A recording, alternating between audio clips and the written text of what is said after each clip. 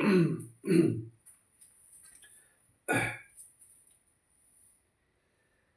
Friends, कैसे हैं आप सब लोग। आशा करता हूँ आप लोग अच्छे होंगे, मस्त होंगे, स्वस्थ होंगे, तंदुरुस्त होंगे भाई। चलिए आज हम लोग देखते हैं अध्याय 2 कक्षा 7 का, जो भूगोल का जो लोग एनसीईआरटी एशियाड का सीरीज चला रहे हैं। ठीक है, तो 6 तक मैं क्लियर हो गया है। 7 का मैं एक वीडियो में डाल चुका हूँ और क्लास 7 का मैं दूसरा मैं अभी अध्याय डालने जा रहा हूँ। ठीक है, ये एनसीईआरटी एशियाड का क्लास है भाई, और उसी का निचोड़ हम आपको करा रहे हैं। ठीक है, बहुत मेहनत करता हूँ आपके लिए यार, तो प्लीज थोड़ा सा चैनल को लाइक और सब्सक्राइब करते रहेंगे भाई, तो हमको एनर्जेटिक थोड़ा रहने का मन करेगा। ठीक है, आप लोग चैनल को लाइक सब्सक्राइब नहीं करते, प्लीज यार आपसे हम्बल रिक्वेस्ट है, हाथ हाथ जोड़ के विनती है। ठीक है, कि आप लोग चैनल को लाइक कर देंगे और सब्सक्राइब कर देंगे, अपने दोस्तों को भी शेयर कर देंगे भाई। ठीक है, ताकि मैं भी आप सब भाई का सेवा कर सकूं। आप जो भी भाई मेरे TRE 4 का तैयारी कर रहे हैं या फिर किसी भी स्टेट एग्जाम का तैयारी कर रहे हैं, तो आपको इसका पूरा पूरा फायदा मिले। ठीक है, क्योंकि एनसीईआरटी और एससीईआरटी को पढ़ना ना बहुत बोरिंग है। ठीक है, और उसको समझना उतना ही कठिन है। तो अगर आप चाहेंगे तो मेरा वीडियो से अगर बार बार देख करके आप पूरा एनसीईआरटी और एससीईआरटी को अच्छे से आप कवर कर सकते हैं, कोई दिक्कत आपको नहीं होगा। ये भी क्वेश्चन आपका इससे बाहर नहीं रहने वाला है। एनसीईआरटी एससीईआरटी से क्वेश्चन अगर आता है तो TRE 4 में तो देखते हैं कि हूबहू आपका एनसीईआरटी एससीईआरटी से क्वेश्चन आ जाता है। ठीक है, तो एनसीईआरटी और एससीईआरटी काफी इंपॉर्टेंट रोल प्ले करता है किसी भी एग्जाम में, चाहे यूपीएससी हो, बीपीएससी हो, क्या किसी भी स्टेट पीसीएस का एग्जाम हो। ओके, तो एनसीईआरटी एससीईआरटी आपका बेस्ट है। ठीक है, चलिए देखते हैं आज हम अध्याय 2 क्लास 7 का। ठीक है, उसके बाद हम लोग नेक्स्ट वीडियो में अध्याय 3 पढ़ेंगे। आज हम लोग का अध्याय 2 है, क्लास 7। ओके, चलिए शुरू करते हैं भाई। पहला क्वेश्चन क्या है, काफी इंपॉर्टेंट क्वेश्चन है, थोड़ा ध्यान से देखेंगे। क्वेश्चन नंबर 1 में है, पृथ्वी की त्रिज्या कितनी है, यानी पृथ्वी की त्रिज्या रेडियस कितनी है। क्या 7456 किलोमीटर है, या 6371 किलोमीटर है, या 5619 किलोमीटर है, या 4728 किलोमीटर है। तो कितना किलोमीटर है भाई, पृथ्वी की त्रिज्या 6371 किलोमीटर है। पृथ्वी की त्रिज्या कितना है, 6371 किलोमीटर की त्रिज्या आपका पृथ्वी का है। ओके, क्या हो जाएगा, ऑप्शन नंबर 20 का करेक्ट हो जाएगा।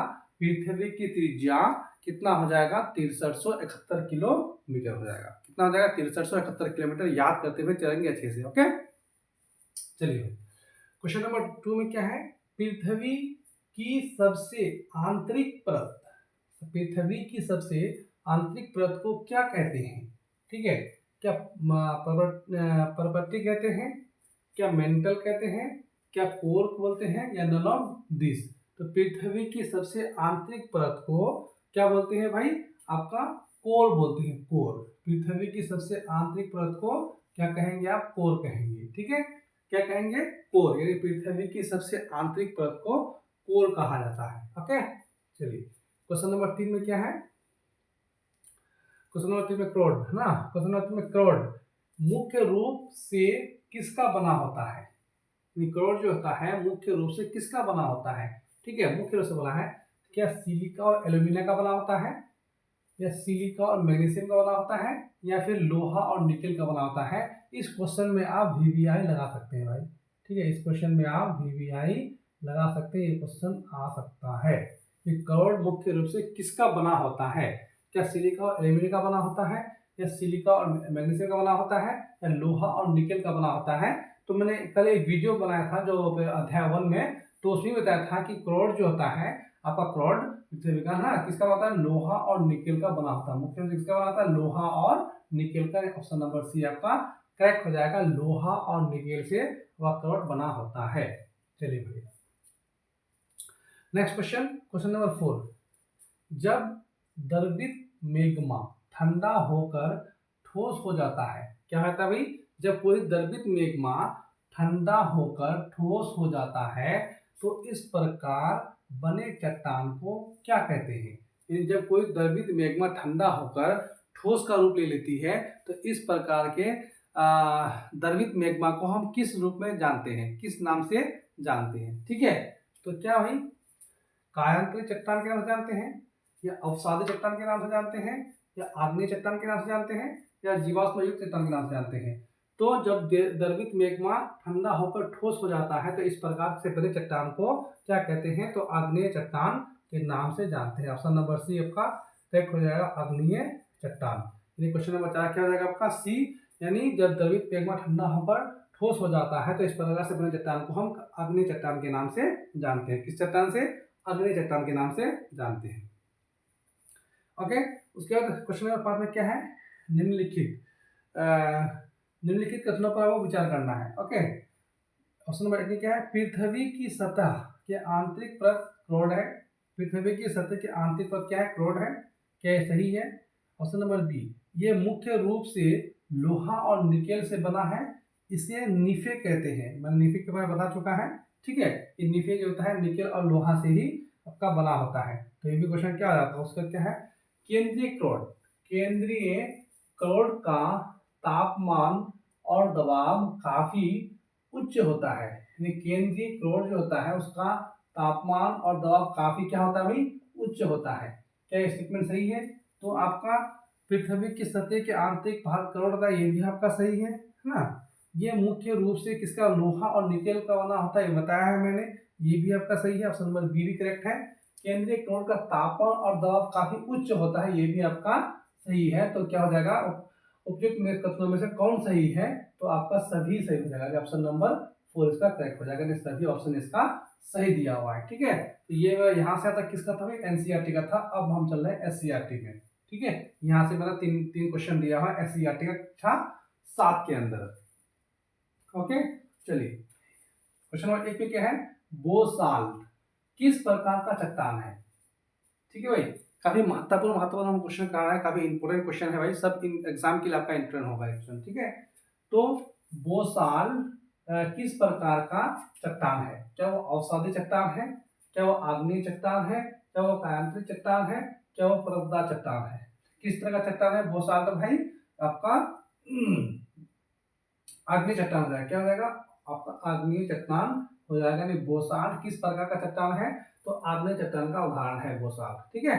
बोसाल्ट क्या हो जाएगा? आग्नेय चट्टान आपका हो जाएगा। ओके, चलिए क्वेश्चन नंबर 2 में क्या है, क्वेश्चन नंबर 2 में चट्टानों की रूपांतरण में किसका योगदान होता है? ये चट्टान जो रूपांतरण, चट्टानों के जो रूप में अंतर होता है, यानी इसको जो एक रूप से दूसरे रूप में हम कन्वर्ट करते हैं तो किसके कारण ऐसा होता है? चट्टानों के रूपांतरण में किसका योगदान होता है? क्या तापमान का होता है? क्या दबाव का होता है? क्या रासायनिक द्रव का होता है? तो चट्टानों के रूपांतरण में भाई तापमान का योगदान होता है। किसका योगदान होता है? तापमान का। ओके, चट्टानों के रूपांतरण में तापमान का योगदान होता है। ओके, वीवीआई क्वेश्चन नंबर 3 क्या है? वीवीआई। इसको वीवीआई लगा दीजिए भाई, ठीक है। क्या पता है यूपीएससी में आ जाए इस बार। सेंधा नमक किस चट्टान का उदाहरण है? कौन सा नमक? सेंधा नमक किस चट्टान का उदाहरण है? ऑप्शन नंबर ए, क्या आग्नेय चट्टान का उदाहरण है? क्या अवसादी चट्टान का उदाहरण है? क्या आपका रूपांतर चट्टान का उदाहरण है, या नन ऑफ दिस? तो सेंधा नमक किस चट्टान का उदाहरण है? तो ये आपका अवसादी चट्टान का उदाहरण है। किसका भी? अवसादी चट्टान का उदाहरण है। सेंधा नमक अवसादी चट्टान का उदाहरण है। ऑप्शन नंबर बी आपका करेक्ट हो जाएगा। यानी सेंधा नमक किस चट्टान का उदाहरण है? तो ये अवसादी चट्टान का उदाहरण है। अवसादी चट्टान का उदाहरण है। ओके, चलिए भाई, आज का कक्षा मतलब क्या कक्षा 7 का था भाई एससीईआरटी का, और जो आपका एनसीईआरटी का था जो मैंने आपको पूरा करा दिया, उसको नेक्स्ट वीडियो में हम लोग देखेंगे। नेक्स्ट वीडियो में हम आपको कक्षा अगला अध्याय यानी तीसरा अध्याय लेकर के आएंगे। और आप लोग अच्छे से पढ़ते रहिए, मस्त रहिए भाई, स्वस्थ रहिए और तंदुरुस्त रहिए, ठीक है। और क्लास करते रहिए, और पूरे इसी तरह से हम लोग मस्ती मजाक में आपको पूरा एनसीईआरटी हम लोग का क्लियर हो जाएगा, ठीक है। एक यूट्यूब का शॉर्ट नहीं दिखेगा, मेरा एक शॉर्ट वीडियो देख लीजिएगा, 10 मिनट का 11 मिनट का मैं वीडियो बनाता हूँ, तो आपका एनसीईआरटी और एससीईआरटी मस्ती में आपका क्लियर हो जाएगा मेरे भाई, ठीक है।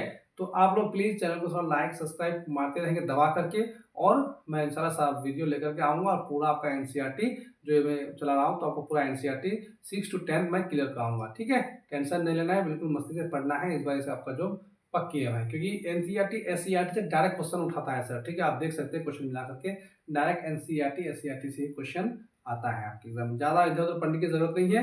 ज़्यादा पढ़ने से क्या होता है, याद रहता नहीं है कुछ, उतना हम लोग पढ़ लेते हैं, वहाँ पे कन्फ्यूज, अच्छा ये भी हो सकता है, बी भी हो सकता है, सी, कन्फ्यूजन में चले जाते हैं, जिसके कारण से दिक्कत हो जाती है। वहाँ पे एक से अधिक ऑप्शन है आपको दिया हुआ ही है, तो उसमें आदमी फंस जाता है। तो कम पढ़ना है, कम कंटेंट पढ़ना है और अच्छे से पढ़ना है और उसको अच्छे से याद करना है, ताकि एग्जाम के अंदर कन्फ्यूजन किसी भी बात का ना हो। ओके, चलिए भाई हम वीडियो का समाप्त करते हैं।